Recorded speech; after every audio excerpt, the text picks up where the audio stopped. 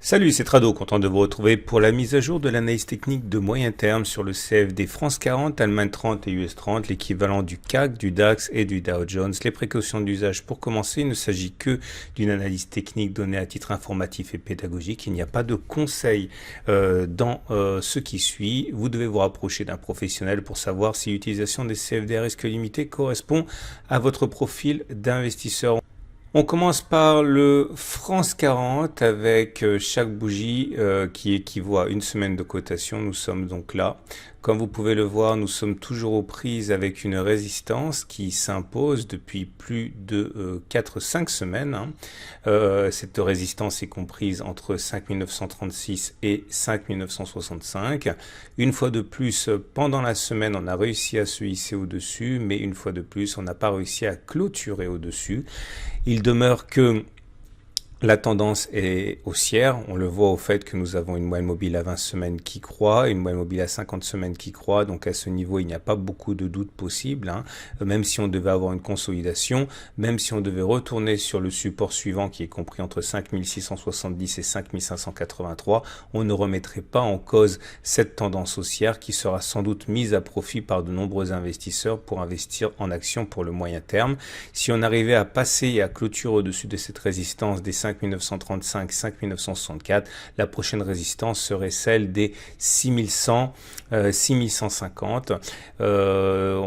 Toutes ces velléités haussières sont confirmées par les indicateurs techniques. Vous voyez, le MACD est toujours solidement ancré au-dessus de son signal, le RSI au-dessus de 50, et même si les indicateurs techniques rapides que sont le MACD 0 et le stochastique ont délivré un signal baissier en croisant leur signal à la baisse, ces signaux baissiers n'arrivent pas à trouver de l'écho dans les indicateurs longs qui restent excessivement haussier. Donc même si les difficultés sont là depuis 5 semaines, je le répète, il n'y a pas de raison de penser qu'au-delà d'une consolidation éventuelle, la hausse ne pourrait pas reprendre. D'ailleurs, c'est aussi le message délivré par l'Ishimoku, qui est dans une situation où que nous sommes au-dessus d'un nuage qui est ascendant.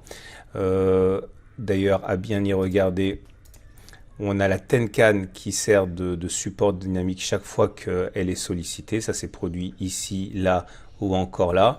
Donc aucune alerte à venir du côté de l'Ishimoku qui est également extrêmement haussier. Donc on retrouve une situation qui est quand même assez rassurante pour le moyen terme. On passe à l'Allemagne 30 et l'Allemagne 30 est dans une situation tout à fait similaire avec des velléités de hausse qui ne sont absolument pas démenties pour l'instant. Les cours sont au-dessus de la moyenne mobile à 20 périodes, à 20 semaines qui monte, au-dessus de la moyenne mobile à 50 semaines qui monte, et même si on rencontre pour l'instant des difficultés puisque nous sommes au contact d'une résistance. Cette résistance est comprise entre 13 400 et 13 580. C'est une résistance qui est née il y a très longtemps. En 2017, elle a frappé pour la dernière fois.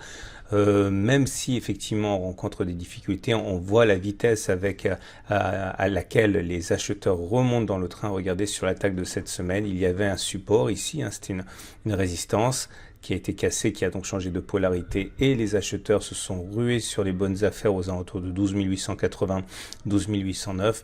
On voit que les haussiers sont loin d'abandonner, de déserter le navire.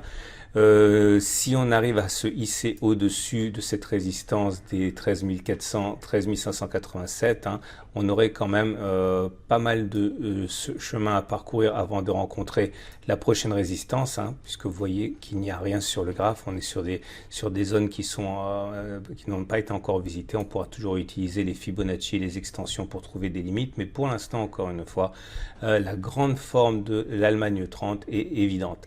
Un petit détour du côté de l'Ishimoku montre et confirme cela, puisque comme vous pouvez le voir, le nuage est maintenant ascendant. Là aussi, la Tenkan joue son rôle de support dynamique. Il livrait toujours en deuxième rideau défensif la Kijun, mais là aussi, vous voyez, il n'y a aucune raison de s'alarmer. On va terminer avec l'US 30. Et l'US 30 est dans une situation encore plus favorable, en ce sens qu'il n'y a pas de résistance au-dessus. On a rebondi très facilement la semaine dernière sur le support compris entre 27 350 et 27 138. C'était une zone de résistance qui était cassée, qui a donc changé de polarité, ce qui est évident sur cette bougie que l'on note ici, avec sa mèche basse qui est venue toucher au point près la résistance. D'ailleurs, la tendance est toujours haussière, évidemment, au-dessus d'une moyenne mobile à 20 semaines, au-dessus d'une moyenne mobile à 50 semaines, qui tous les deux montent. D'ailleurs, la bougie de cette semaine est encourageante, en ce sens que cela correspond à un avalement haussier. Vous voyez le corps rouge qui a été avalé par le corps vert suivant. Il n'y a pas de raison a priori de penser que le mouvement haussier s'essouffle, et même s'il devait s'essouffler, les supports sont nombreux, et même si on allait chercher une nouvelle fois les 27 330, eh bien le positionnement des moyennes mobiles qui sont ascendantes milite pour un retour rapide des haussiers si on devait chercher ces niveaux. Regardez les indicateurs techniques, là aussi le MACD au-dessus de son signal, le RSI est carrément dans sa zone de surachat, le MACD 0 est au-dessus de son signal, et le stochastique croise son signal à la hausse. Tout milite pour une continuation de la hausse, tant que ces éléments techniques seront aussi bien orientés. On termine avec l'Ichimoku, qui également ne donne aucune alerte, comme vous pouvez le voir. Le nuage est ascendant. La Tenkan est le premier rideau défensif qui n'a pas été sollicité depuis octobre 2019, et d'ailleurs il a été sollicité avec beaucoup de brio, puisqu'on a rebondi 2 fois de suite très facilement dessus. Le Kijun dans le deuxième rideau défensif, et bien sûr le nuage qui est ascendant. Donc on n'a aucune raison pour l'instant d'envisager une baisse de moyen terme.